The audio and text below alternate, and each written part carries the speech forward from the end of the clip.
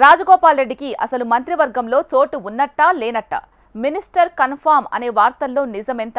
అధిష్టానం హామీ ఎలా ఉన్నా జిల్లా సామాజిక వర్గాలను లెక్కలోకి తీసుకుంటే మాత్రం రాజగోపాల్ రెడ్డికి మంత్రి యోగం 50-50 ఛాన్స్ అనే ప్రచారం జరుగుతోంది. అన్న పదవే తమ్ముడికి గండంగా మారిందా అనే చర్చ నడుస్తోంది. ఈ కన్ఫ్యూజన్తో రాజగోపాల్ రెడ్డి ఇటీవల సీఎంను కలిశారు అనే అభిప్రాయాలు వినిపిస్తున్నాయి. ఇంతకు రాజగోపాల్ రెడ్డి సీఎంతో ఎందుకు భేటీ అయ్యారు? రేవంత్ నుంచి ఆయనకు ఎలాంటి హామీ లభించింది? Was the story. తెలంగాణ మంత్రివర్గ విస్తరణలో నలుగురి పేర్లు ప్రముఖంగా వినిపిస్తున్నాయి.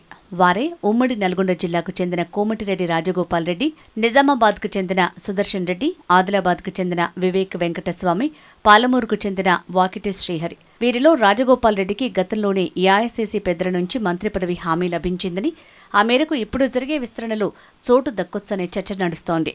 రాజగోపాల్ రెడ్డి తిరిగి బీజేపీ నుంచి కాంగ్రెస్లో చేరే క్రమంలో కేసీ వేణుగోపాల్ మినిస్టర్ హామీ ఇచ్చారట. ఇదే అంశాన్ని హైకమాండ్ వద్ద గట్టిగా వినిపిస్తున్నారట రాజగోపాల్. ఓవైపు అక్కడ తర్జన భర్జనలు జరుగుతుండగానే రాజగోపాల్ రెడ్డి మంత్రి పదవి కన్ఫర్మ్ అయిందని, హోంమంత్రి అవుతున్నారనే జోరందుకుంది. అయితే ఇక్కడి వరకు బాగానే ఉన్న మునుగోడు ఎమ్మెల్యే రాజగోపాల్ రెడ్డి ఉమ్మడి నల్గొండ జిల్లాకు చెందిన వ్యక్తి కావటం, పైగా రెడ్డి సామాజిక వర్గం, అందున ఆల్రెడీ మంత్రిగా ఉన్న వెంకటరెడ్డికి తమ్ముడు కావడంతో అతని ఎంపికపైన భిన్న వాదనలు తెరపైకి వస్తున్నాయి పార్టీలో.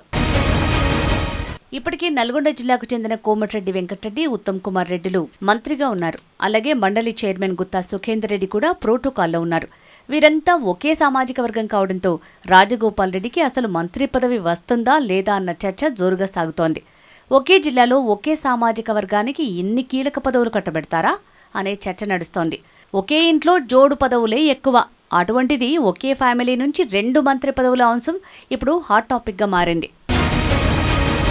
కోమటిరెడ్డి వెంకటరెడ్డి కాంగ్రెస్ పార్టీలో సీనియర్ నేత కావడంతో అతన్ని మంత్రివర్గం నుంచి తప్పించి రాజగోపాల్ రెడ్డికి ఇచ్చే పరిస్థితి లేదు.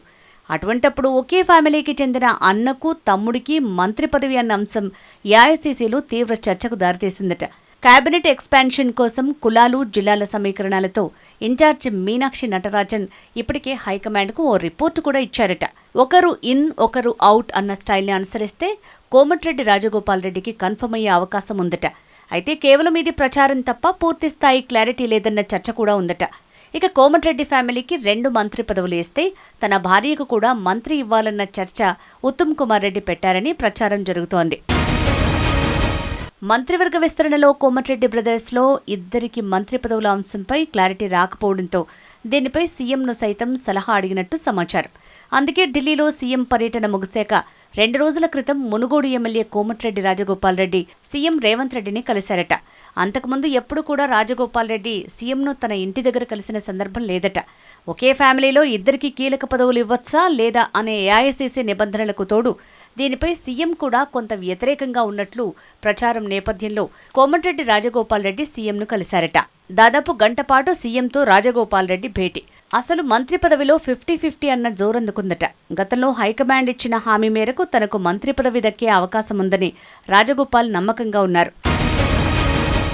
సీఎంతో సహా ఇప్పటికే తెలంగాణ కేబినెట్లో 4 రెడ్డి సామాజిక వర్గానికి చెందిన నేతలున్నారు. కొత్తగా రాజగోపాల్ రెడ్డి, సుదర్శన్ రెడ్డి పేర్లు వినిపిస్తుండటంతో ఒకే సామాజిక వర్గం నుంచి 6 అవకాశం కల్పిస్తారా అనే చర్చ జరుగుతోంది. ఉమ్మడి నిజామాబాద్కు కేబినెట్లో ప్రాతినిధ్యం లేకపోవడంతో ఇప్పుడు జరిగే మంత్రివర్గ విస్తరణలో చోటు కల్పించడం అనివార్యంగా మారింది. అయితే ఆ జిల్లాలో ఉన్న కాంగ్రెస్ ఎమ్మెల్యేలు సుదర్శన్ రెడ్డి సీనియర్ కావటం, పైగా అతన్ని మంత్రివర్గంలోకి తీసుకునేందుకు సీఎం కూడా సానుకూలంగా ఉన్నారనే టాక్ వినిపిస్తోంది. ఒకే ఫ్యామిలీకి 2 మంత్రి పదవులు ఎలా ఇస్తారనే ప్రశ్నల్ని రాజగోపాల్ రెడ్డి వర్గం కొట్టిపారేస్తోంది. ఎవరి రాజకీయాలు వారివి, అన్నదమ్ములైనంత మాత్రాన పదవులు ఇవ్వొద్దని ఎక్కడైనా రాసి ఉందా అంటున్నారు. ఇప్పటికే ఆదిలాబాద్, నిజామాబాద్, హైదరాబాద్, రంగారెడ్డి జిల్లాలతో పాటు ఎస్టీ, ముస్లిం, ముదిరాజ్, యాదవ్, మున్నూరు కాపులకు ప్రాతినిధ్యం లేదు. దీంతో త్వరలో జరిగే కేబినెట్ విస్తరణలో ఈ వర్గాలకు చోటుంటుందా లేదా అనే సస్పెన్స్ నెలకొంది. దీంతో ఒకే ఇంట్లో 2 మంత్రి పదవులకు కోమటిరెడ్డి బ్రదర్స్పై జోరైన రాజకీయ చర్చ నడుస్తోందట.